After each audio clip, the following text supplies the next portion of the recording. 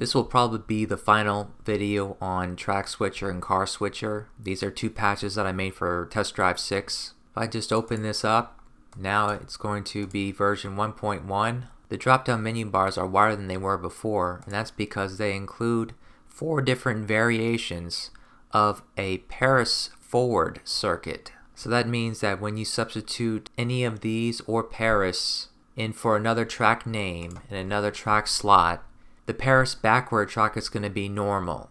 But the Paris forward, when you drop down and choose one of these, is going to be something that resembles a circuit where you have 3 laps to complete. Or in other words, you have to complete Paris forward 3 times. What I'm going to do is I'm going to mute skid and bird sounds. And I'm going to scroll down here just to some random circuit tracks and substitute all different variants so that we can see them all. I'm going to say change tracks. I already installed everything, so that was done. You'd have to see my previous video on it if you don't know any of this. This is your first video of mine you're seeing, especially. Okay, it's finished. So I'm just going to move this to the side here. And I'm going to show this in the European version, but it's going to be for the European version, the USA, and the remastered. All portable versions, that is. So I'm going to go ahead and open up the new exe.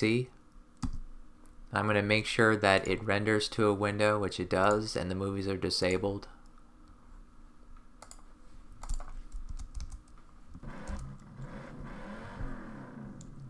This Paris right here is the Paris that's at the beginning, because it's spelled like Paris should be spelled. When we go to Pelton Raceway in the menu in the game, it's going to start the first Paris. We don't start where we usually start with the start line. It's a little bit behind. But you can see in the description with Track Switcher, I have full lap 1, means that we start there. And if it doesn't mention it, that means that we're going to start with trafficking cops. So that's variation 1. I just arrowed right to the second variation. You'll see it in a little bit, but this is where the next lap is going to begin, roughly. So we can start here, and you can see that it has trafficking cops. So I just arrowed right again. This is going to be the full lap, but with no traffic. So it starts at a different location than the other one did for full lap. It's a little closer to the start line.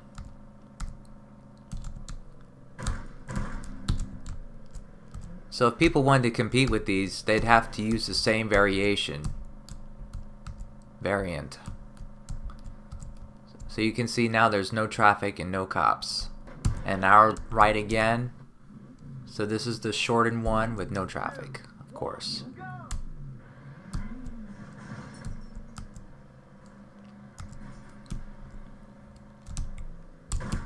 So when it says lap 1 of 3, it really is going to allow you to finish this like a normal circuit. And I'm using my friend on Test Drive Speedrun, his player data that I mentioned in the previous video. So that's why I have his username instead of Chris M, because this is the European version. But you can see here that it's much longer than what it usually takes for Paris. But at the same time, if someone was going to complete Paris 3 times in a row, it would be longer than what I completed in, because I'm using supercharged cars that are impact resistant. And you can see in the bottom one that the Jaguar got caught somewhere. You don't know what yet. I'm going to show you next. They don't always get caught, but sometimes they do, just like they do in London. But it does happen sometimes. So anyway, about this app itself, before I show all the footage, except for now you're going to have the Paris circuits. So it looks pretty much the same, except for the drop down is going to have more items, but not that much more. So I'm going to X out of that. Alright, what I'm going to do is go through one lap with each to show you that the lap is going to change, and then I'm going to show you footage. I'm first going to go through the full lap to show you how it behaves, so you can decide which one you want. Because that's why I have both options, because the full lap and the short, and I'm saying lap 1, only the first lap will you be able to race the entire checkpoint and a little bit extra.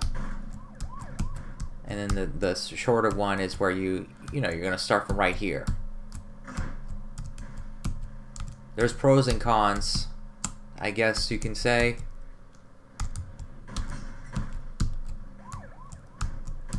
So I'm going to fast forward it to the end now. Okay, so now we're towards the end.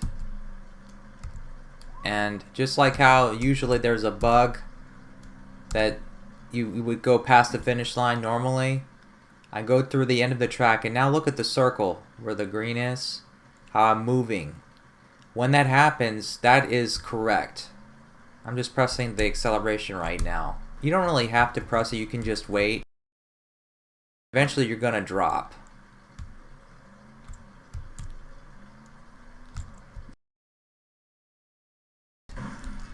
But this is where I am. I'm actually a little bit back from where I usually drop, but you can see that, I don't know if you noticed that you can rewind it because I was talking, but you can see that the new lap had begun while I was in the air. This is what happens when you use the full first lap version. So I'm going to show you the difference now between this and the short lap. I'm going to arrow twice, I should say 3 times, to the last one to go to the short lap version where there's no traffic. Why not? So we start there instead of the beginning.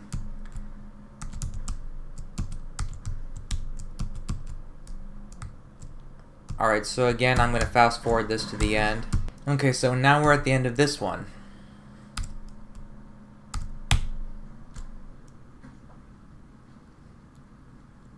It's like teleporting, I guess. Even though it's technically not, it looks like it. So I'm just gonna, again, wait. I'll talk a little bit about the waiting time and how it varies, and also about things that can go wrong. Okay, but you see right now, we're still in the first lap, but if I drive a little bit, then the lap changes. So that's the advantage or the difference between the two. So you can take your pick, and you may want to choose one version based on the fact that if the time duration for each lap is roughly the same, then you'll have to experiment with that to see which one you find makes it so that all the laps are roughly the same time, so that it mimics a normal circuit track in the same way. Alright, with this footage, basically I'm going to show all the things that can go wrong, how to resolve some of them, and this is with respect to just the very end when you go through the wall, because there's things that can go wrong. You right now, you saw that everything was going fine, and in addition, I'm going to show you how you can possibly minimize the time that you're quote-unquote teleporting and things like that. This video was longer than I intended, but this footage is going to help to save you time, because if something really goes wrong, it's going to wreck your races, especially if you want to incorporate this into a custom tournament, like let's say for class 4 where the cars race fast enough that this is not going to be infeasible. It'll be like 8 minutes long instead of, I don't know, 13 minutes long, something like that. But anyway, here we go. I'm going to first show 3 examples where it's roughly 13 seconds of a delay, and that's from when you first enter space or whatever you want to call it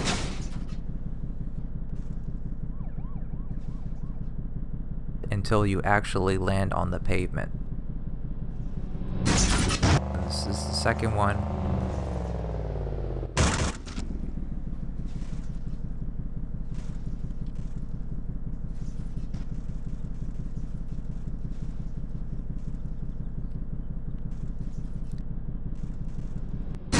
And then this is the last one.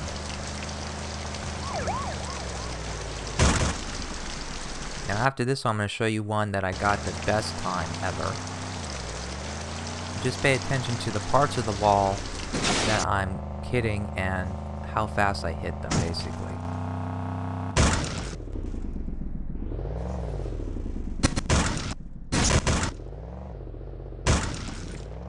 But this is typically how long it takes if you're not careful, even if you don't hit in this particular place. I'm gonna fast forward some. Yeah. This right here is to show that you can bounce back in the finish line area, or I should say the previous lap, but if you press these 2 keys, then it's going to get back on the pavement eventually.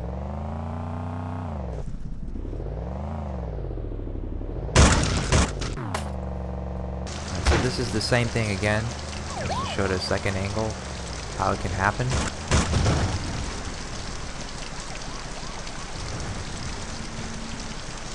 Again, just press those 2 keys again, hold them. This one is just to show sometimes it'll correct itself.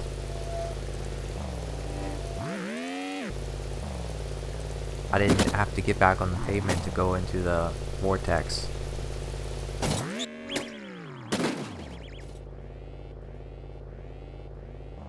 And this is another example. But this time I got a ticket before I landed. Speaking of tickets,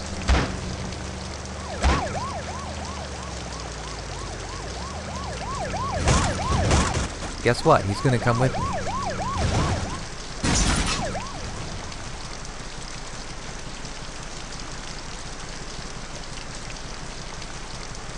Yeah, I just had to show this. But this is what you don't want to do. You don't want to come to the left side really fast, because then you're going to get into this endless loop stuck in the air.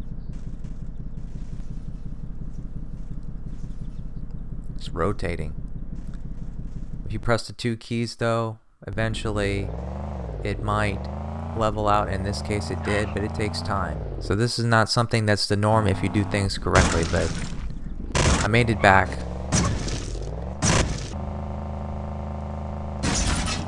Here's the same thing again.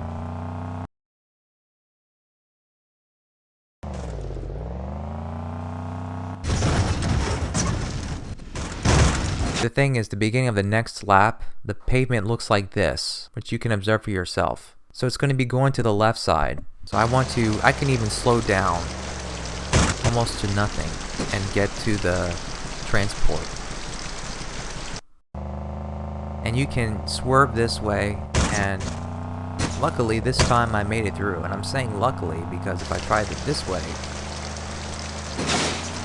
things are going to go wrong. I'm going to get into that endless loop again. So it's kind of risky. If you go a little bit to the left side and go at full speed, you're going to have a similar result.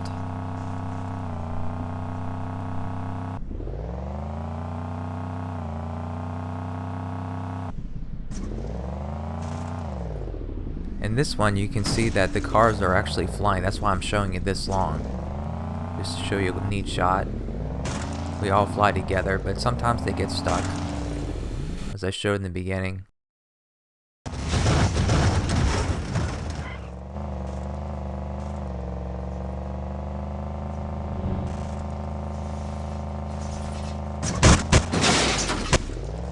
That time I made it through. That's what you want to do. You want to go dead center fast. But here I'm going a little bit left, and this time I wasn't so lucky.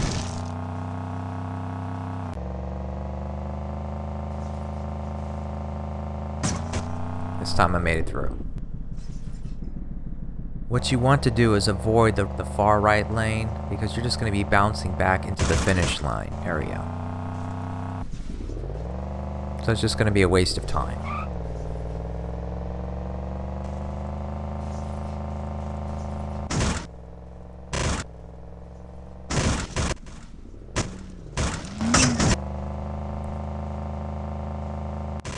Here it is again. Just another example of what you don't want to do.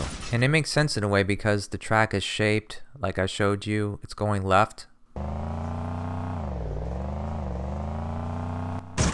That this would happen.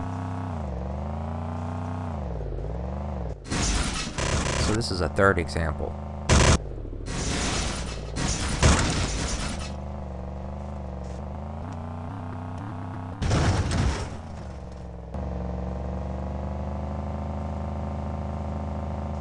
That's what you want to do. You want to go hard on the right side. This is an example when you go fast in the left side and you get through, but again, it's rare that it'll happen. It's risky. There was another one. But with that one, I didn't get so lucky. And this one, that I go left hard all the way, I did get lucky.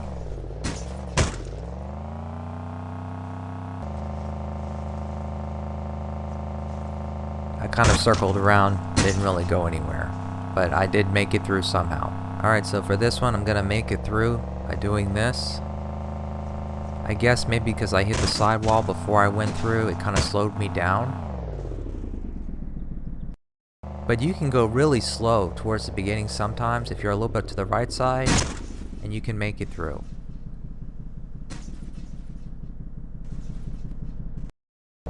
Here's another shot where you're not entirely right. You're going to see that I didn't make it through. So that's just to give you an idea to save you time. Basically, generally speaking, you want to go fast, that you're either dead center or to the right, but not the far right lane. Or if you want to go to the left, you go rather slow, even almost not even moving, slow. Get through without getting stuck or having to fall back onto the track and try again. So that's about it. So go ahead and download the update for Track Switcher, or if this is your first time, I'll have a link in the video description for it, as well as the car switcher to have impact resistance and speed and all that, and also to be able to change cars, but you'll have to go watch the videos on it. And yeah, just try this circuit track out. Thank you for watching. Have a nice day.